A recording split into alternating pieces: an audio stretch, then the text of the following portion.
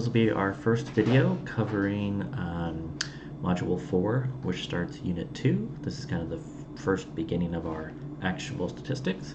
You've been introduced to the big idea, but now we're really going to get into it and start realizing how do we study data, and we're in our area called descriptive statistics. So again, these notes are meant to be done in person and often with groups. So I will give you a second to pause, and I will let you know when to do that. And you should really try and think through on some of these, and then I'll go over them. I probably won't cover every single example in here. If you'd like to stop by office hours, we can talk more about that. If you just want to work on a question and message me on Canvas or Pronto, I can give you an answer for one of those. So in our notes, so these are those notes that you can pick up again from the bookstore for free. They will probably be available a little after the start of our class because this class was set up a little late. I'm not sure how quickly they can get in. There is a PDF you can download on Canvas also at the top module in some of the first links. And I'd recommend to do one of those, to follow along on your own and take the notes, or to go get the workbook in person. If you have a way to print it cheaply, you can do that on your own. But you don't need to print everything in there, so that's why I'd recommend getting the one that's already printed. There is going to be one for everyone at the bookstore, so even if after the first week you decide you do want to pick them up, they should be there till pretty much the end of the semester. So let me actually go kind of to the beginning of the notes. So Unit 1, just like on Canvas, is more of an introductory unit. This has different introductory material. It's actually a really interesting read. You can consider reading on your own. It's about an idea called growth mindset, which is the belief in how you learn turns out to affect how much you learn. And so it's an interesting read. There are 2 articles in Module 3. There's some ideas and learning strategies, how we learn specifically. And unfortunately, we can't take advantage of all of that in an asynchronous online class, but we will try some. Poster session is a first day activity for in person, but unfortunately we can't do that. So moving on to Unit 2. So what's a little different from the notes here to your Canvas notes is that there are like 4.1, 4.2. So that's just the first activity for us to introduce Module 4, so I'm talking about like right here. And then 4.2. So that covers all the same stuff as in the Canvas notes, but they're not exactly the same thing. So we still might mention it a little differently here and a little differently on Canvas. To clarify that, Canvas is actually a pretty much a textbook. It's a textbook that we got permission to upload to Canvas and adjust a little bit. And these notes were made kind of on their own by a group of professors also. So they are meant to go with each other. Everything is the same modules, the same units, but there still will be a little bit different examples. And I really do like the notes, so I really strongly recommend following along with these. So I'm going to record one whole module at a time. And so like where you just found this video right now, they'll be at the top of every module. So you can choose to watch that. And then if you think you understand the concept really well, my recommendation is to go through the Canvas homework really quickly. A lot of these videos will probably be about 30 to 45 minutes. I think will get us through a lot of the modules. But in class, that'd probably be about twice as long because you'd have much more time to work on that, just for comparison. And some of them you can see Module 7 there has a lot of stuff. So that's a little different. That might split that up to 2 videos. And this is also where you'll get all of the assignments for your data projects. They'll at the end of almost all the units. And so those are the ones that you're going to work on your own and produce a small little report and some graphs. And at the end of the semester, present a few of those. So you'll just be like I'm doing here, recording a video. Okay, so let's go ahead and get started. So I'm going to go to page 23 to start Module 4. Right, so in Unit 2, we're covering modules 4 through 7. This will be what we're working on in our first few, in the beginning. This is really our first module, right? And so um, in 4, we're actually introducing all of the general ways we study quantitative data, so numbers, and then we will clarify how to do that more in 5, 6, and 7. So we have a few different things we look at. All right, so I'm on page 29, I believe, of the PDF, and 23 in the printed one. The page numbers are slightly different. Okay, so distribution is a large word in our class, and it just means the idea of what does your data look like. But that's not only its graph, that means to calculate some common things about data, and we're going to introduce what those should be through some natural questions here. So let me go ahead and get to our first question. So there are 3 graphs shown at the right. These each represent exam scores. How are they similar? How are they different? And what are the features among them? So the way most of these notes work are that I would give them to you to work in small groups, and you would come to these conclusions yourself. And through that process, you would really quickly learn the material. And it's often you learn it a lot better if you figure it out yourself, and then I tell you, yes, that's what we were looking for, or no, here are some other ideas. So that learning experience is a little harder when you're just watching me here. But I think you should really try and pause when I give you a space to pause. I won't put it in the video, but I'll say you should think about it here. And then when you've at least thought about it, even if you haven't written down a particular answer, but you've at least thought about it, because then I will go over them. But if you're only going to passively listen, these videos won't be as effective. So consider kind of actually following along. Okay, so we have 3 sets of data here for our exam scores. So exam scores from some class there, or set A, and then another set of exam scores, and then another set. So here's a good chance for you to pause and try and see if you can figure out how these are similar, how they are different, and what are some of the distinguishing features. All right, in the video, I'm just going to put these small pauses in. So if you were to look at this, they oddly have the same shape. So there's that large peak in the middle. There's one score that's much larger than the rest. And so the big generalization here, their shape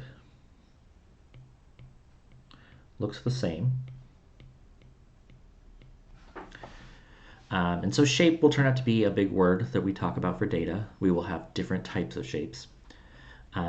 They both have like that one large value. So there's, for each of them, a value that's quite a bit larger than the rest. And they both have like maybe this set here that's like the largest amount, has the same amount of them. What we're going to call those are our peaks. Let's say semi-formal word. We have some slightly more formal words for it, but you'll see the word peak a lot. So the peak is similar. And there is definitely something different about all of these, though. That peak is similar, as in it's in like the same place in the data, but it's not at the actual same value. Here it's at 87, and then here it's at 89, and then here it's at 91. Peak similar, but moved. Right, and so we try and introduce a lot of how to understand data through context. So we're going to ask questions of where do you think this might have come from, and you'll see that's part D in a minute. Okay, so one piece of deciding on data is to pick a single number that represents the whole group. So if you had to pick a single exam score that represents everyone in the group, what would that be? Again, you really want to think about these on your own. So anytime we ask this question, again, these will have been done either in groups or even just time for yourself to work on stuff. So pause, think about it for yourself, and then come back and see what we said. So what is a number that represents all of these? So individually, sorry. So for set A, what's one that represents it pretty well? Well, the most amount of people scored 87 because that's the largest peak there. And it's kind of like in the middle. So that seems like a reasonable answer. And then you could see that just like we identified earlier, that was a common value or like a common feature of all the data, the 87, 89, 91. So I think that's what I'm going to choose for all of those, 87, 89, and 91. Okay, so you're probably familiar with a handful of our early topics, one of them called the average. So moving on to number C, letter C, find the average score for set A is 87.4, right? Just you may or may not remember, but so average is taking all of the numbers, adding them all up, and then dividing by how many, right? And so that purpose must be something like we just talked about, getting a representative for the data. So apparently 87.4 is the average for set A. What is our best guess it should be for set B and set C? And there's a hint there. See if you can do without any calculations. So I'm going to write down the answers. Set B, the average is 89.4. And set C, the average is 91.4. So even if I've given you the answers, you might want to decide, how do you think I got those? And they seem to relate to our guesses earlier of 87, 89, and 91 being the representatives. We have 87.4, 89.4, and 91.4. And so that's cluing into how are these data all related again. So some of you might have realized it already. One thing we can add is a pattern in all three of these data sets. Each one seems to have each data added 2 to it to get the next picture. So I'm just going to put something like add 2. Between each of these, it seems like someone just added 2 to get to the next one because everything else looks the same. So that is how I took a guess of what the average is going to be for B and then C. I added 2 to the average from A. Right, and again, understanding the context of these can often be really helpful. So which, if any of the statements, is a reasonable explanation for the differences in the graphs? So do these graphs represent different classes? That could be possible. Students perform differently. Do the graphs represent a single class after the teacher adjusted the grades? Teacher realized that some of the exam questions were not well written, so she adjusted the grades by adding points to the original exam scores. Or there are no differences in the graph, they look the same. Okay, so there is one here that doesn't make sense. That last answer is not very reasonable. They look the same, but they're not exactly the same. We already have different values. Okay, so we're down to these two here. So what might be a reasonable answer here? The top one is just a little too, so kind of the first bullet point there, is a little too simple.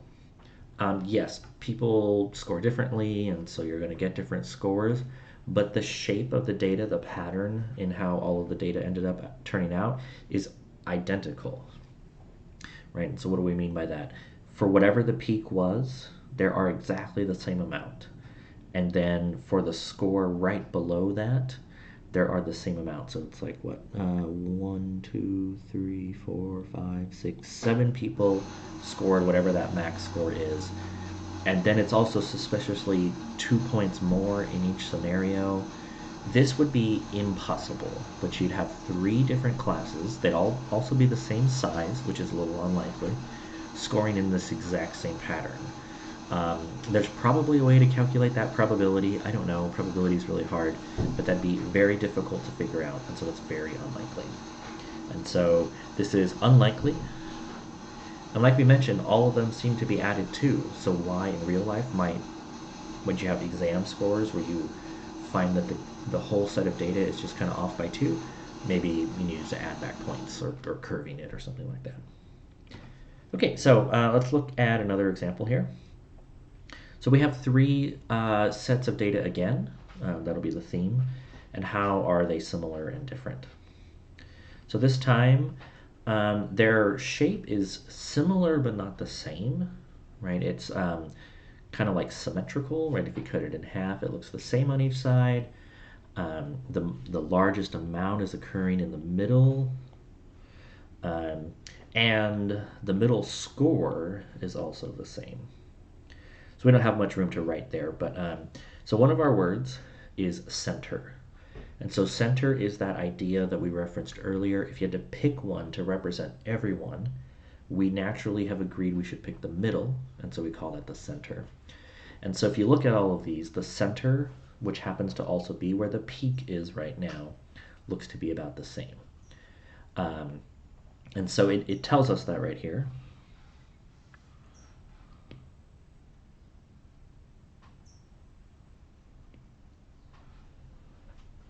All right, getting used to my pen here. So the average of the score is the same. We are told that. So what do you think the average is? So average is meant to capture the center. So it's 75. What about spread?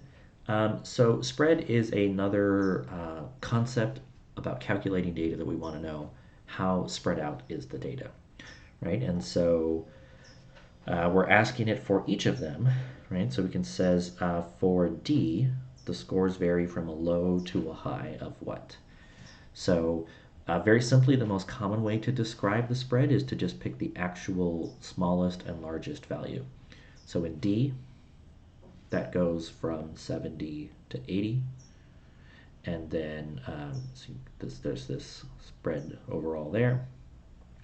Let me kind of clean this up. So the spread is from 70 to 80 there. We'll have some different ways to graph these later. So we'll give a phrase to this later. It'll be called the range, 70 to 80. And the next one, you can see they go from 60 to 90 instead.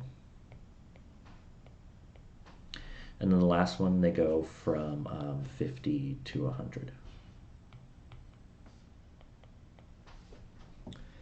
Right, later on we'll end up calculating how far away those are. So from 70 to 80 is 10, from 60 to 90 is 30. Okay, so this one's a little different. Now we're just asking another question: why might the data look like this?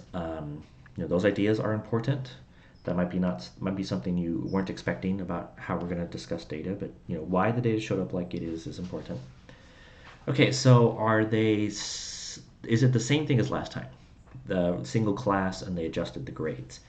There is a scenario called curving where you do something very specific like this. It's usually not allowed anymore. Kind of like no matter what, the top person gets 100% and the bottom person gets a 0, even if you all got a 90. That's not very common anymore. So it's probably not something like that.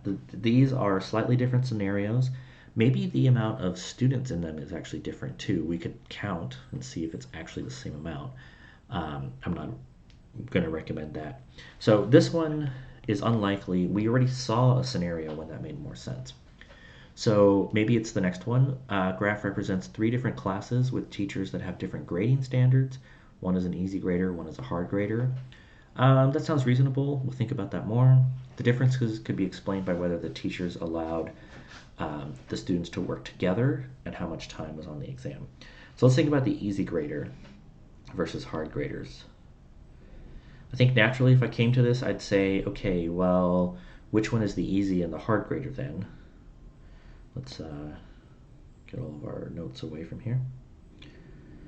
So an easy grader normally means you give a lot of high grades, right? That's what that should mean. So the scenario with the most amount of high grades is the last one, set F. But that teacher also has the most amount of low grades. But all 3 of these scenarios are giving an average of 75. Right? The average is going to happen to have something to be with the center. And so from these centers is all 75, doesn't seem like it's easy versus hard grading. That's the difference. These are hypothetical data sets, so this might not be a perfect, you might not believe this perfectly. So by process of elimination, it has to be this last one here.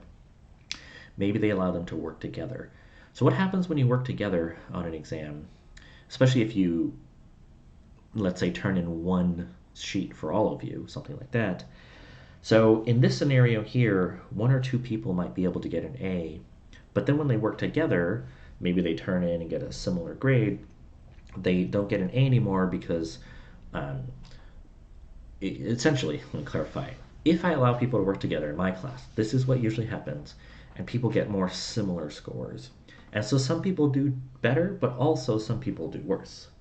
And so, like when you rely on others, you're going to help out you know, you're going to help someone else out. So there's going to be less low scores, but there's also going to be less high scores. Right. So this is the class where they worked together the most, and this is the class where the set F is where they work together the least. And the time could affect this also somehow. So that sounds like a more reasonable idea. I'm not claiming here that this is perfect. These are hypothetical data sets. Okay, so let's move on. This last one's just a different idea, one last thing to consider. So it turns out for each of these, the average is going to be 75 again.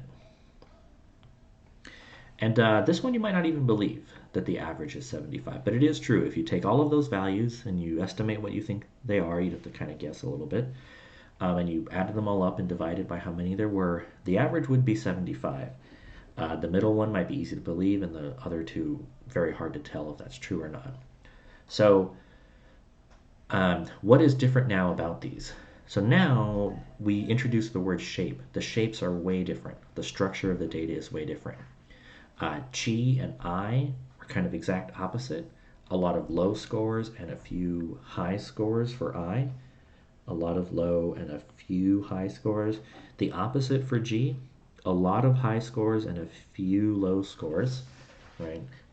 This is a good scenario here, especially if the exam's out of 80. If it's out of 100, it's not so great. And then H is actually not very common in real life. Usually grades look like G. And so H just kind of evenly spread around the average score. Like I said, it's not really too common. You don't normally have that many low scores. Okay, so what's mainly different about this? So we have shape differences that I kind of described. And the spreads are much different. So,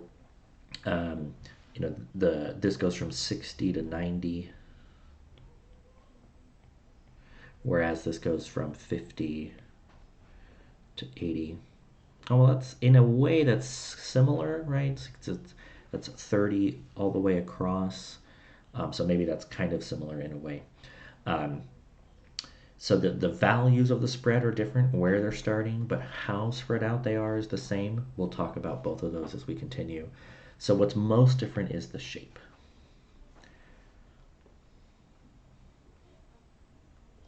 Okay, and so you can see that that's a word, that's a vocab word that we're going to look at. And so we've talked about 3 ideas already. Each of the next modules, you don't have to be perfect at this yet, each of the next modules we'll talk about them more. We have the shape, the center, and the spread. And it turns out those 3 things tell us almost everything we need to know about data. That's all that we will focus on. So we'll talk about how do I find the center of data, how do I find the spread of data, and how do I find the shape of data. Center and spread specifically will be in the next modules. Shape is mainly, we're kind of finished here with the discussion. So it turns out there are 3 very common types of shapes for real life data. There's other scenarios, and there's just a neither option. So one of them is called symmetric. That word you're probably familiar with. When you look at a data set, if you look at its graph, it's symmetric if you can cut it in half and it looks the same. So skewed left and skewed right are the other ones here. And so I'm going to let you know which one is which. So let me clean everything up here. Shape is best done by looking at the overall picture a little more. And so usually you can do that by like connecting them and imagine kind of filling it in instead, kind of smoothing it out. And we'll talk about that later. So, all right. So, and the top one doesn't smooth out very well. Maybe I can kind of make it look like that, but that just kind of ends at the highest value there. So this one is symmetric. If I cut it in half, it looks the same on each side. That's the one that's pretty straightforward. So skewed data is where we have a lot in one area and just a little bit in the other area. And so these are skewed. I noticed that what statisticians have chosen for skewed is sometimes a little opposite to what we think.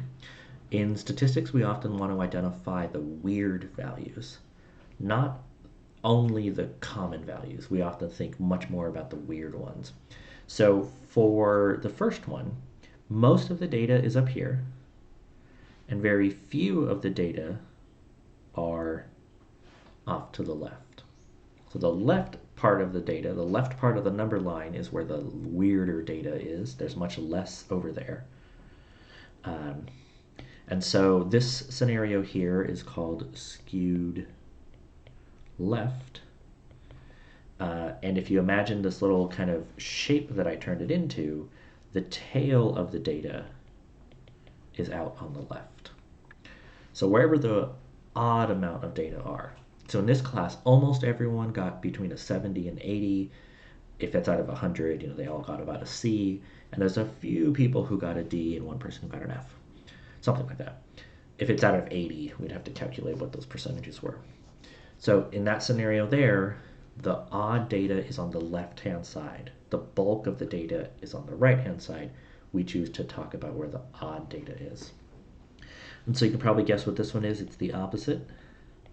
It is skewed right. The bulk of the data is on the left. The tail is on the right. And we choose to describe where the odd amount of data is. So you're just going to have to get used to that. That is describing where the odd amount of data is. And so we've had 3 things so far: shape, center, and spread. And so we are with those 3 options. That really talks about the shape option. So this is, we finish in module 4. Module 5 talks about the center, and 6 and 7 talk about the spread. So that's the upcoming things for our next modules. We do have another exercise or 2 here in module 4, so I'm going to continue. And so this is, we saw a graph earlier, and I don't even know if it's listed in the notes, but they're called dot plots. Usually, everyone has a pretty good understanding of what this means. Each of the data points here, let's see if I have one less writing all over. Each of these data points represents one of the values. So one person scored a 90. We almost always work with data set that represent people just because that seems more natural for us, but these are exam scores, so they are people, students even. One student scored a 60. All right, and so a dot plot just puts a dot for every single value. And if the dots are stacked, it means more than one person has that same value. So there's 2 students who scored 65. I already went through this, and you probably understood that graph really well. And so now we're going to discuss, how do I make some other graphs that can be more useful in certain scenarios? We can't only do dot plots. All right, so one of those is called a histogram. So this has to be for a quantitative variable.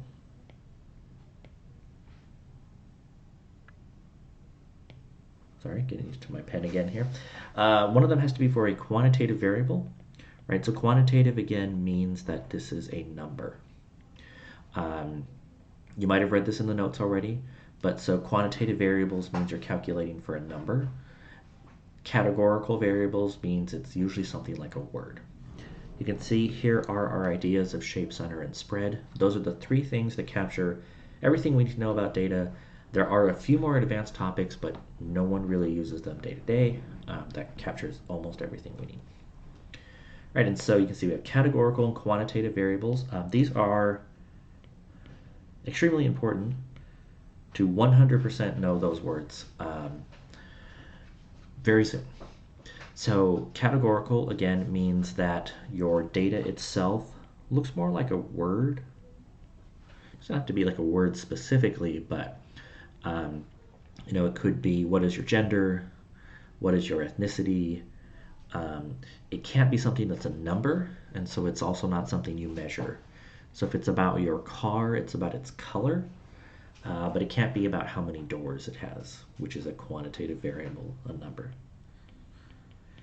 We are going to reference these in even our descriptions of our modules and our units and everything. So these are extremely important that we're very familiar with these. You have some time, but you definitely want to be very comfortable very soon with those words. Okay, so this graph below is called a histogram. If you've seen some other approaches to statistics, you might have been told or heard about how to very carefully make a histogram. That's not how this class is going to run. How should we make this graph? Like, how should we produce this graph? We should go to our software and go to somewhere where we put in the data and click something that says graph, and then probably click something that says histogram. So making the histograms is not the focus of our class, in case you've ever seen someone focus on that before. What are we going to focus on? How do I study and interpret a histogram correctly? Okay, so a histogram is really great for determining shape. It's not bad for determining other stuff, but it's great for determining shape. Notice use coarse vocabulary. So is this our 3 vocab words for shape? Right? There's kind of 2 categories, symmetric, and then in the non-symmetric categories, the vocab words that we care about a lot are called skewed left and skewed right. It's not quite symmetric, right? This small amount here makes it non-symmetric. So it's close. And so putting that together and kind of imagining the shape then, it is very slightly skewed to the left. So kind of when you look at it like this. So it's not quite symmetric. It's a little closer, skewed to the left. There's a few more larger values, those 70 to 80s, than there are the smaller values. So it's very slightly skewed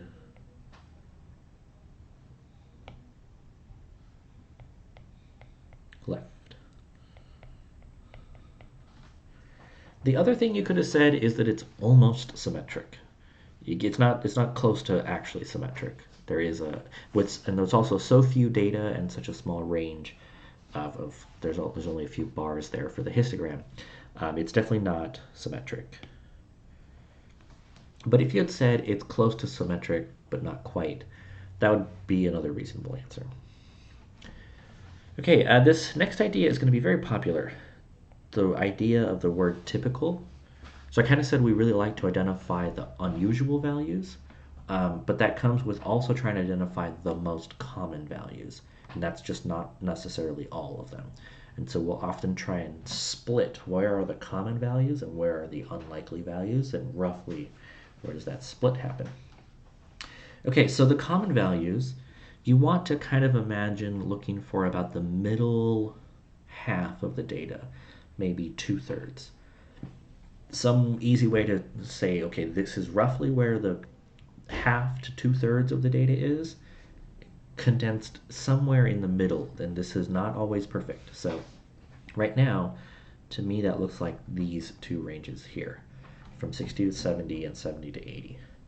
So that would be from 60 to 80 is where a typical student scored on this biology class. Right, earlier we were talking about the overall spread of the data. Officially, that's called the range.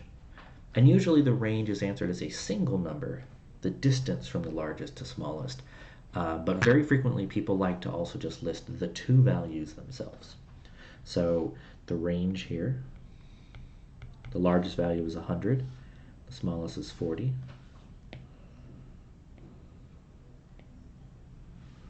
And so maximum of 100 minus minimum of 40. So the range is 60. Kind of.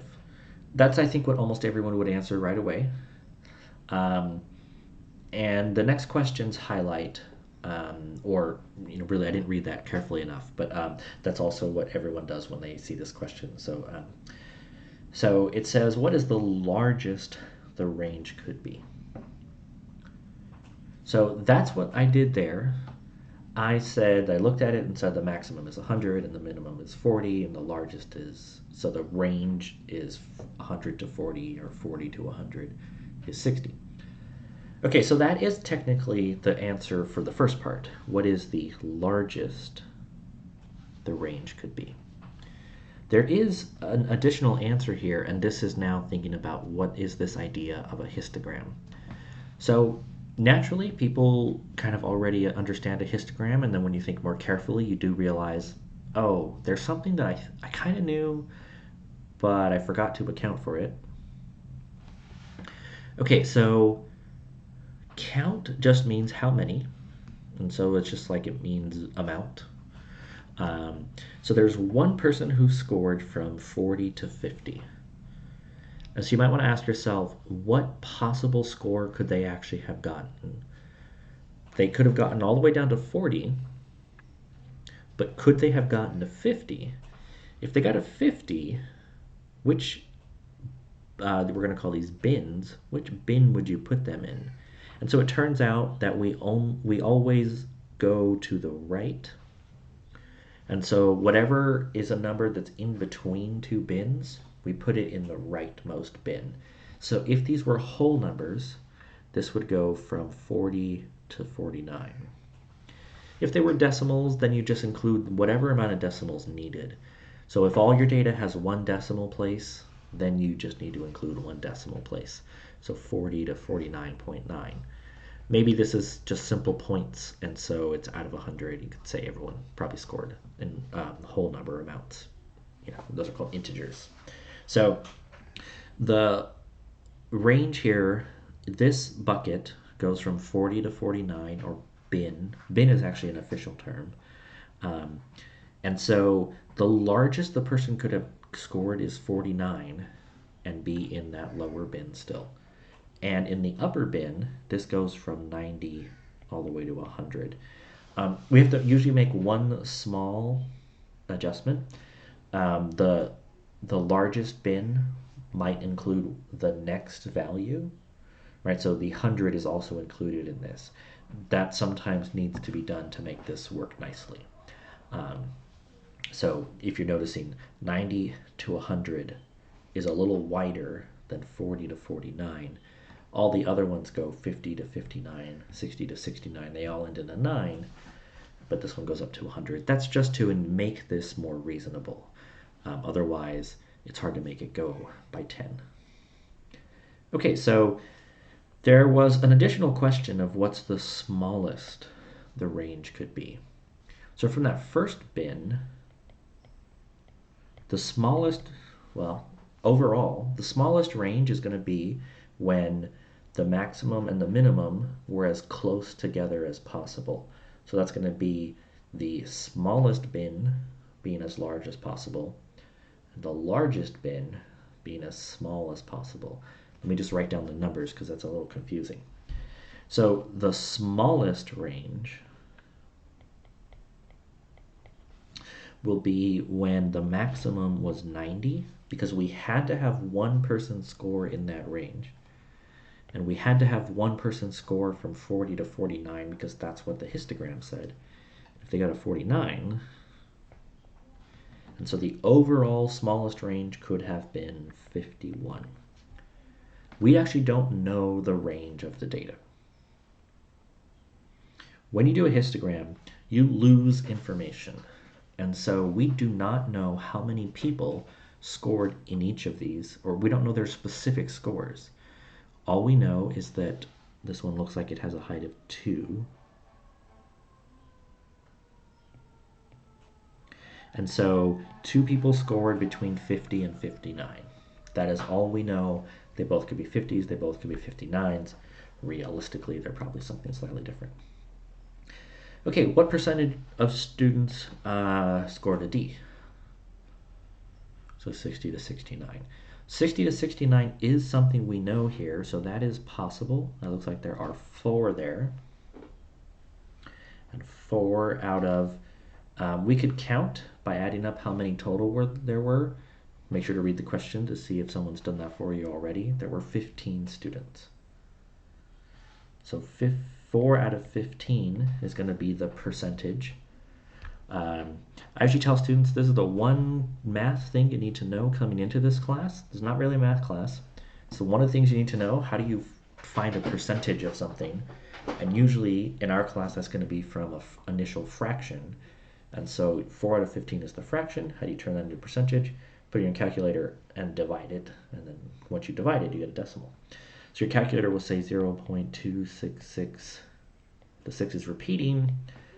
So that would round to 0.27, and that would be 2 decimal places. That's usually enough accuracy for us. So that would be 27%. Move the decimal place back twice. Sorry, the other way. Move the decimal place twice that way. So 27% is the percentage of students who scored a D, or 26.7% when you round. You do always have to round. That's not a choice here.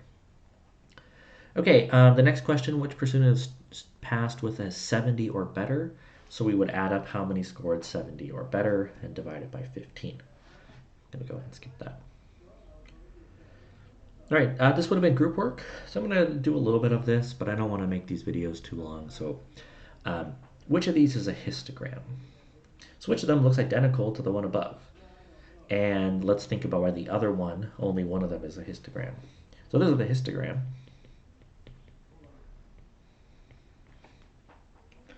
So there's some features about a histogram.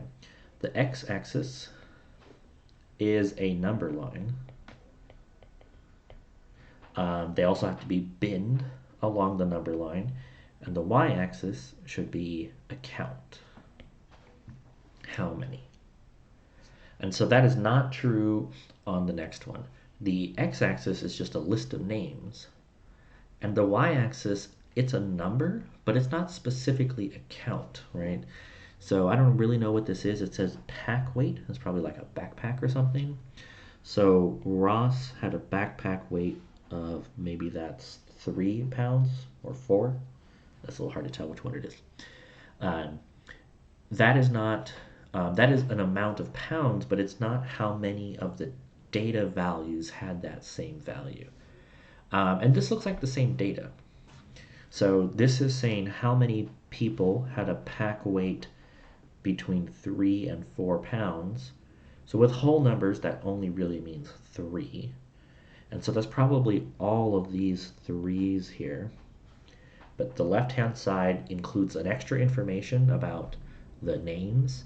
The x-axis is not a number line, and the y-axis, so this is very much not a histogram. You would just call it like a bar chart or a bar graph, which is, it's not very common in our class.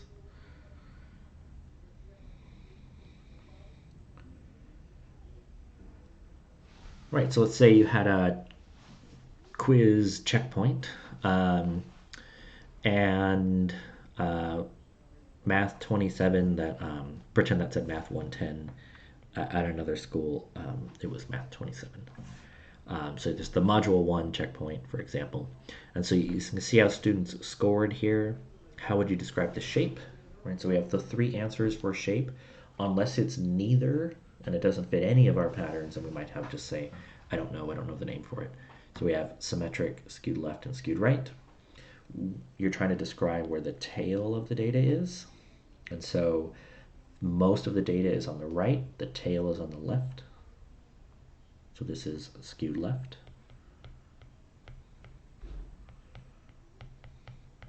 All right, and there's a bunch of questions somewhere in the next parts. I'm going to do the first one and then just do 1 or 2 of the next ones to get the idea. So give an interval give an interval that describes typical for performance on the quiz. Again, we often really want to know where are a good chunk of everybody. You know, what is your typical commute time? Or for people who live in the Inland Empire, what is their typical commute time? I can give you a single number, but I might want to say something like 30 minutes to 45 minutes. Of course, some people have zero commute times. You work from home, or 5 minutes, it's down the street, and you have an hour and a half commute time. I have a large commute to campus. Um, so I want to describe roughly the middle half, maybe the middle 2/3. I don't want to describe 90% with my interval, that's too much. And I don't want to describe like 20%, that's too little. So for me, that would be right now probably these two middle ones. I don't really want to include that last one from 96 to 104 because that's a few too many, and that's too many on the large end, even though there's a lot of values there. So my best answer here is from 80 to 96. You know, technically it's not really that 96, it's probably 95 as a whole number, but paired with the histogram, we can kind of understand that. So there are answers here. There are multiple ways to give correct answers, especially if you're giving someone this graph. So 80 to 96. 96 is the start of the next one, so we would really need to think about the number right before that. We get the point across there, though. So these two bars here, the two bins of the histogram, describe the middle to me pretty well. The middle might not be physically the one most in the middle, but if you lined everybody up and imagine trying to capture them in the middle, that's the idea. Okay, there are a bunch of questions here, and I'm only going to do a few of them. The big idea is, can you calculate them? Is there enough information or not? So can we calculate the percentage of students that scored below 80%? Okay, this is still out of a percent. You can see it goes above, well, it might go above 104. Maybe the software just didn't know what it was doing. Its software doesn't always know the smartest choice here. So maybe there was people who got extra credit. We don't really know. Let's not worry about that. We do know there were 82 students. So let's not go and count how many actually showed up here. Can we figure out how many scored below 80? So below 80. 80 is one of the values here that starts a bin, right? And so that is going to be possible. It's going to be all of the ones from here. And let's start taking off some of my notes in here. Okay, so how many are below 80? Looks like there's one there. Just do your best to figure out how many are there. 2, and then 1 in this group, and I think 4, and then back to 2. So add that up. There are 2, 4, 8, 10, I think. You can double check. 10 out of 82. We want a percentage, so we take our fraction and instead turn it into a decimal. Just dividing on my calculator here. Your phone calculators are fine for simple stuff. You're online anyways. What I would recommend doing is just using like a online scientific calculator to make things easier when you need to do that, and then you're going to be using StatCrunch for a lot of formulas and stuff. So that would be 0.12 something with a bunch of decimals that won't round anyways. So it will stay 12%. Right, and so I'm going to go through a few of them. What we're really looking for here is, can we do it or not? Final answers, not so important. How many students made an A? So scored a 90% or higher. So there's no 90 listed. It would be somewhere around there. And so can I figure out how many students scored a 90 or higher? I cannot figure that out. I can't cut it in a piece and estimate and guess that, because I might be really far off. I can tell people I can maybe estimate it, but I really shouldn't answer it. I can't exactly answer that question. The bin has 88 to 96, and so it's not going to tell me how many are 90 or above if I don't have access to the original data. So this one is not enough information. What is the lowest grade?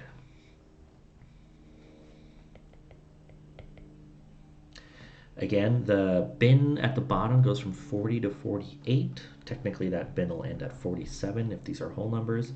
And so someone scored between 40 and 47. So here's a spot a lot of students will answer 40. It's very tempting. But the lowest score is not 40 because it's anywhere between 40 and 47. Let's say you answered 40 to 47. That's correct. But the idea we were looking for here was saying not enough information. It's not enough to point out the exact answer. It's somewhere in that lowest bin. What percentage of students aced the quiz? So your big question is, a histogram summarizes information by binning it, which makes it much easier to look at, especially if there's a lot of data. If there's hundreds of data points, histograms no problem. Dot plots would be terrible. Said aced, so scored 100%. Kind of perfect. I do not know how many got exactly 100, so not enough information.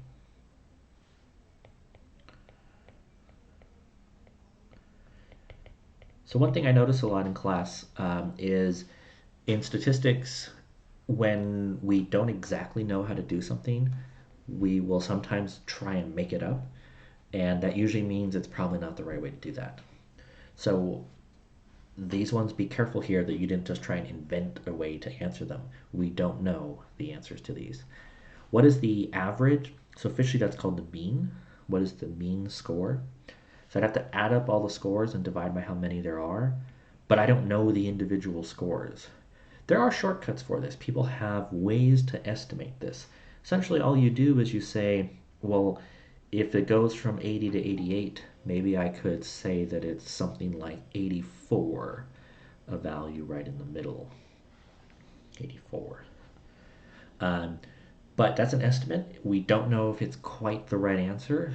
And so if we want to know the specific answer, not enough info. All right. Did the majority of students pass the quiz? So you don't want to go too quickly and say, I don't know what people scored. Majority just means 50% or more. So 50% plus. Technically, you need one more than whatever 50% is. Depends how much data is there. Do I know if most people passed? So 70 is right here. And that splits a bin. But, earlier you saw that, you could see the data, most people start at 80. 80 to 96 was the common range anyways. So is the amount of people who passed at least 50%? Yeah, it's almost everyone who passed. Even though there's a little bit in this range from 64 to 72 that I'm not sure about, most people still passed. So yes, we could go through and calculate it, but that answer is yes. Okay, I think that gets the main point across. So I'm going to not go through that example. There are a lot of extra things in these notes here. And so this is a lab. A lab is on the way to like a project, a little bit more specific answers. We won't be doing the labs. Those are for when I have a certain amount of extra time in person.